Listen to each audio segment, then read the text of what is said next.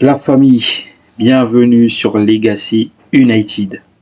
Donc oui, je sais, ça date, parce qu'il y a quelques jours, j'ai lancé un sondage sur ma chaîne Legacy United pour savoir dans quel pays souhaitez-vous pour l'épisode 4 du bazar. Après l'épisode 1 en Argentine, l'épisode 2 au Brésil, l'épisode 3 en France.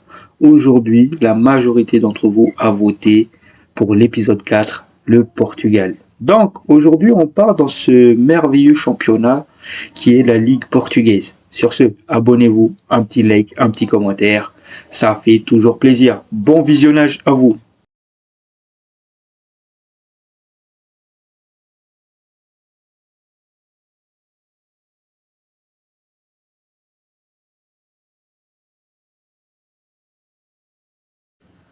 La famille, bonsoir à vous. J'espère que tout va bien pour vous. Pour ce qui est de ma part, je vais bien. Donc, comme je l'ai dit en introduction, après l'épisode 1 en Argentine, l'épisode 2 au Brésil, l'épisode 3 en France, aujourd'hui on part au Portugal pour l'épisode 4.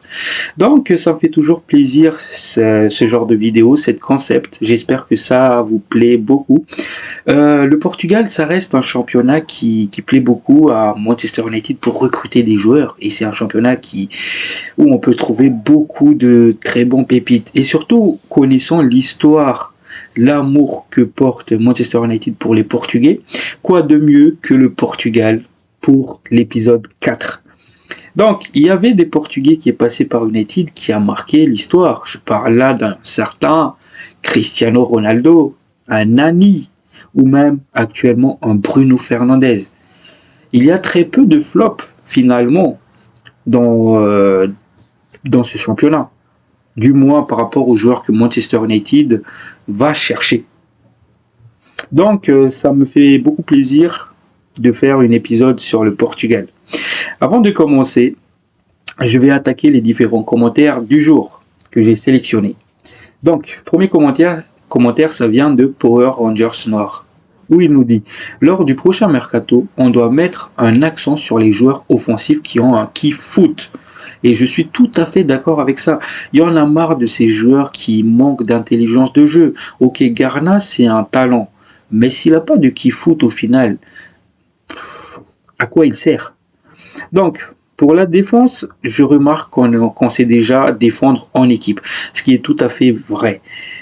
On remarque cette solidarité défensive et ça fait beaucoup plaisir. Mais c'est en attaque qu'on pêche cruellement, évidemment, parce que nos joueurs, ils sont pas intelligents, ils manquent de foot. Donc, dans cette vidéo, évidemment, je vais proposer des joueurs offensifs qui ont des foot et qu'il faut développer. Donc, j'espère vraiment que ça va vous plaire. Donc, pour ce qui est du deuxième commentaire du jour, ça vient de Ella Vibs. Désolé si je le prononce mal. Où il est tout à fait d'accord aussi avec le commentaire de Power Rangers Nord, parce que au final, c'est le même problème. C'est qu'on remarque tous, et d'ailleurs, la majorité d'entre vous a remarqué ce problème de manque d'intelligence offensif. Et donc, il nous dit, Amorim fait tout son possible. Évidemment, parce qu'on remarque le fond de jeu que Ruben Amorim propose. On remarque aussi l'évolution de l'équipe dans les sorties de balles, dans l'utilisation du ballon, mais on pêche dans ces derniers tiers du terrain. Donc, mais les joueurs font beaucoup de déchets sur des détails, des passes, des centres. Non, vraiment, aucune intelligence. Et on est tous d'accord avec cela. Donc, ça me fait beaucoup plaisir parce que on est tous d'accord sur ce fait-là. Donc, aujourd'hui, on va se concentrer sur des joueurs qui ont du foot. Donc, on va direct commencer. Donc, le premier joueur que j'ai sélectionné dans le championnat portugais, c'est Roger Fernandes, un joueur que je parle beaucoup, c'est plus une nouveauté finalement pour vous parce que j'en parle beaucoup sur ma chaîne. Donc, qui est Roger Fernandes? Il faut savoir que c'est un joueur de Braga, un club au Portugal. C'est un Portugais qui mesure 1m66 et c'est un ailier droit, mais aussi c'est un joueur polyvalent. et il vaut 20 millions d'euros selon Transfermarkt. Donc, comme je l'ai dit tout à l'heure, le joueur, c'est un joueur polyvalent qui est capable de jouer ailier gauche aussi, arrière gauche et ailier droit. Mais si United va finalement chercher le joueur, c'est pour le positionnement du piston droit, une position selon moi qui pourrait correspondre à ce joueur. Et d'ailleurs, je ne suis pas le seul à dire cela. Il y a évidemment Jason Wilcox et Ruben Amorim qui pensent que ce joueur-là est capable de jouer piston droit. C'est un joueur dynamiteur, c'est un joueur avec beaucoup d'intelligence de jeu. D'ailleurs, ses stats parlent pour lui parce que cette saison, finalement, il a disputé 24 matchs, il a marqué 3 buts, il a délivré 3 passes décisives. En ce qui concerne le profil du joueur, c'est un joueur. Il faut savoir une chose. Les données que je vais vous donner maintenant, c'est les données par rapport à cette saison 2024-2025. Donc, les forces du joueur, c'est que c'est un joueur bon dans les passes clés, dans les tirs de loin. Donc ça peut nous faire plaisir parce que on manque cruellement de joueurs qui est capable d'enclencher de loin, qui est capable d'amener le danger via ses tirs lointains. Ça peut ouvrir un match, par exemple face à une défense comme Nottingham Forest qui était bloc bas. Avoir ce profil de joueur, ça peut faire du bien à Manchester United parce que si on a un joueur capable d'enclencher de loin, ça va obliger la défense adverse à monter pour l'intercepter. Donc c'est une bonne chose. Donc c'est aussi un joueur qui est capable de tirer les coups de pied arrêtés, que ce soit corner ou coup franc. Et il le tire plutôt bien parce que ça fait partie de sa force. C'est un joueur qui aime dribbler. C'est un joueur qui apporte beaucoup de contributions défensives. Mais aussi il apporte beaucoup de contributions offensives. De ce fait-là, en fait, le joueur il est capable d'évoluer en tant que piston. Un positionnement qui demande de la contribution offensive, mais aussi de la contribution défensive. Et pour finir, cette saison, le joueur, il a intercepté beaucoup de ballons. Et ça fait plaisir. Donc, concernant le faiblesse du joueur, c'est un joueur qui n'a pas de réel point faible par rapport à cette saison. Après cette saison, ça reste quand même la saison de confirmation du joueur. C'est la saison où il a tout cassé. Donc, comme je l'ai dit, le style de jeu du joueur, c'est un joueur qui aime centrer, c'est un joueur qui aime revenir vers l'intérieur et c'est un joueur qui aime tacler. Et c'est un joueur dynamiteur, c'est un joueur qui va bien animer le couloir droit. Donc, c'est un profil idéal pour ce positionnement de piston droit. C'est un profil, selon moi, qui est meilleur qu'un Diogo Dalot.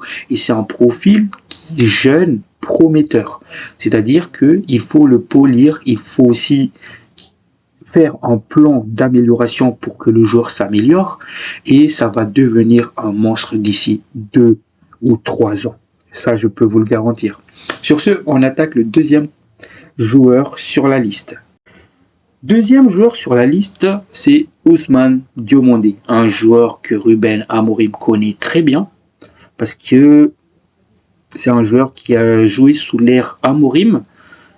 Donc c'est un joueur ivoirien âgé de 21 ans, c'est un profil jeune, prometteur, qui mesure 1m90 et il joue au positionnement de défenseur central.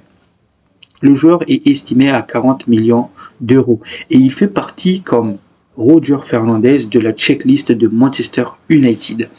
Donc, comme je l'ai dit, le joueur, il a disputé 25 matchs cette saison pour 2 buts et une passe décisive. Et les forces du joueur, c'est un joueur qui aime faire les passes. C'est un joueur qui a une grande concentration et c'est un joueur qui est fort dans les tacles. Et ça fait plaisir. Donc, niveau style de jeu, c'est une menace sur coup de pied arrêté indirect. C'est-à-dire, il est capable de reprendre la balle. Que ce soit offensivement, il est capable de le dévier. Donc c'est un joueur très très bon dans les duels aériens. Un peu comme Harry Maguire dans ce domaine-là. Et c'est un joueur aussi qui aime jouer en passe courte. C'est un joueur aussi qui aime faire des passes qui cassent les lignes. Et c'est un profil idéal pour venir à Manchester United. Sachant que Manchester United est sur la piste de défenseur central. Donc, pourquoi pas Ousmane Diomandé? Dites-moi vos avis là-dessus, l'équipe, dans les commentaires. Donc, on enchaîne. Donc, la troisième sur la liste s'appelle Antonio Silva. Donc, pour rappel, l'année dernière, Manchester United suivait de très très près ce joueur-là. Le joueur de Benfica, âgé de 21 ans, c'est un Portugais qui mesure 1m87 et il joue dans ce positionnement de défenseur central. Mais par rapport à Diomandé, ce joueur-là va coûter beaucoup plus cher parce que certes, il est estimé à 32 millions d'euros selon Transfermarkt, mais on sait que le Benfica demande plus. Déjà l'année dernière, ils ont demandé 100 millions d'euros pour ce joueur-là. Je ne sais pas si vous vous rappelez de cela. Mais malgré tout, c'est un joueur très très intéressant. C'est un joueur qui gagne très bien les duels. C'est un joueur qui est bon dans les duels aériens. C'est un joueur qui aime tacler. Et cette saison, il a disputé 17 matchs pour 1 but et 2 passes décisives. Donc, comme je l'ai dit, la force du joueur, c'est ses passes, ses tacles. Et encore une fois, il est très concentré lors d'un match. Et c'est ce genre de défenseur qui fait plaisir. Donc, niveau style de jeu, c'est un joueur qui aime jouer en passe courte, comme Ousmane Diomandé, mais aussi c'est un joueur qui aime tacler. Donc, c'est un profil intéressant. Donc, l'autre nom sur cette liste, c'est Rodrigo Moura, le joueur du Porto. C'est un joueur âgé de 17 ans, c'est un Portugais qui mesure 1m68. Donc, c'est une petite gabarit, il fait mal dans les petits périmètres. Parce que petit gabarit veut dire petit centre de pivot, donc c'est un petit joueur qui est bon techniquement. Il joue en position de milieu offensif, comme je l'ai dit, et il est estimé à 20 millions d'euros. Il faut savoir une chose, c'est que Manchester United suit ce joueur de très près, et ce depuis le mois de décembre 2024. Et Manchester United aimerait faire une offre pendant le mercato estival. C'est un joueur très très bon. Et le joueur, il est assez polyvalent parce qu'il joue milieu offensif, c'est sa position préférentielle. Il est capable de jouer ailier droit, il est capable de jouer ailier gauche. On voulait un profil avec beaucoup de kick-foot. Voilà un joueur qui possède le kick-foot. C'est un joueur qui peut dynamiser cette offensive de Manchester United. C'est un joueur créateur qui va créer des occasions. C'est un joueur aussi capable de finir les actions. Parce que cette saison, le joueur, il a quand même disputé 17 matchs avec Porto. Il a marqué 5 buts et il a délivré 3 passes décisives. C'est un diamant, les gars. C'est un joueur qu'il faut polir. C'est un joueur qui doit encore prendre du galon. Mais je pense que ce joueur-là, dans 2-3 ans, ça va être un monstre. Si on met bien en place un système, un plan d'amélioration, comme un peu ce qu'on a mis sur Lenny Yoro pour qu'il évolue. Et je pense que avec Ruben Amorim, ce joueur-là, il va s'épanouir. Donc, c'est pas déconnant de voir un Manchester United, surtout que l'intérêt est présent, faire une offre pour acquérir le joueur. Donc, on va parler du force du joueur, de ses qualités. C'est un joueur qui est bon dans les passes clés. Qu'est-ce que j'entends par passes clés? C'est les passes qui cassent les lignes, c'est les passes les passes décisives, c'est des passes clés, c'est les passes qui vont créer des occasions, c'est les passes dangereuses.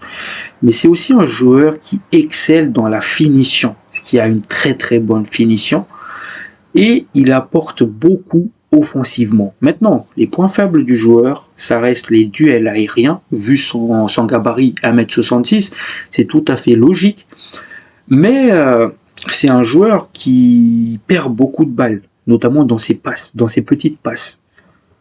Donc il faut encore une fois qu'il s'améliore dans ce domaine-là. Maintenant, niveau style de jeu du joueur, c'est une menace sur les contre-attaques. Parce qu'il peut faire mal sur les contre-attaques, parce que c'est aussi un joueur qui va vite. C'est un joueur qui aime dribbler. Et aussi, c'est un joueur qui ne se jette pas au sol pour tacler. Donc voilà.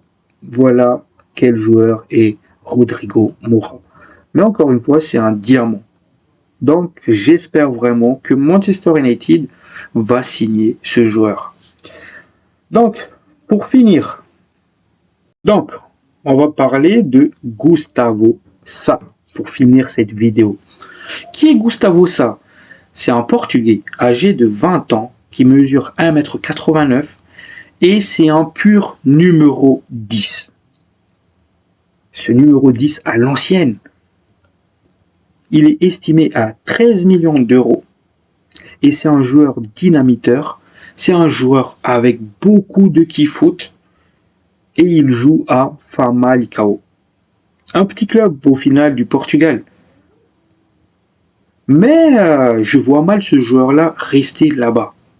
Et c'est un joueur évidemment qui n'est pas sur la liste de Manchester United, du moins jusqu'à aujourd'hui. Mais j'espère qu'ils vont faire l'effort de faire une offre pour ce joueur. Parce que c'est un joueur que j'aime bien. Et c'est un joueur intéressant. Donc, comme je l'ai dit, c'est un pur numéro 10. Donc, il est aussi capable de jouer dans ce double pied, enfin, dans les soutiens d'attaquants du système de jeu de Ruben Amorim. C'est un créateur.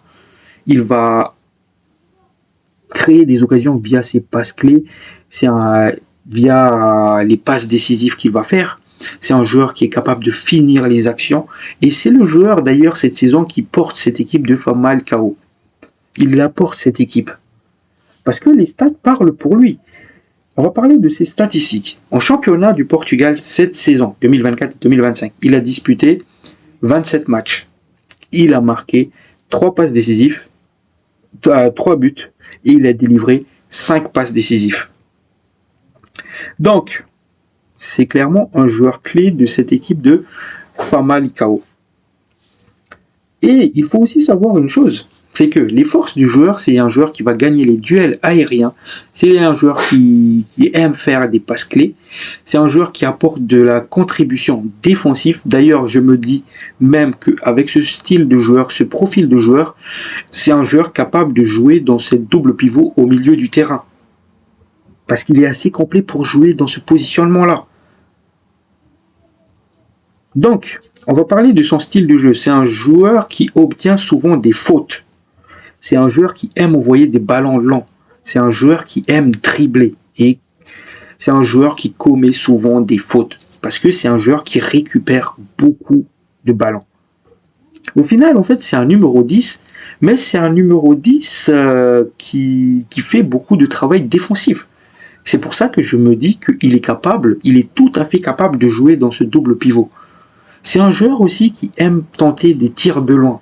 Et c'est un joueur qui a plutôt une bonne frappe de balle. Et d'ailleurs, un talent comme ça, il ne va pas rester à Famalicão. Et les prétendants du joueur, justement, il y a le Porto qui surveille de très près. Par exemple, il y a le Porto, il y a aussi Benfica qui surveille de très près le joueur. Il y a aussi le Sporting qui surveille de très près le joueur, et ce depuis même avant le départ de Ruben Amorim du Sporting.